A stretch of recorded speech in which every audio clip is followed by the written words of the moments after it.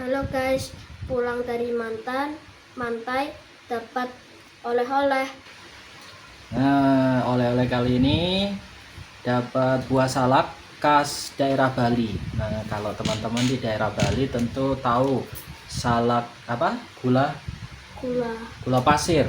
Nah, ini biasanya terkenal di daerah Karangasem. Nah, kalau mau coba kira-kira rasanya bagaimana ya?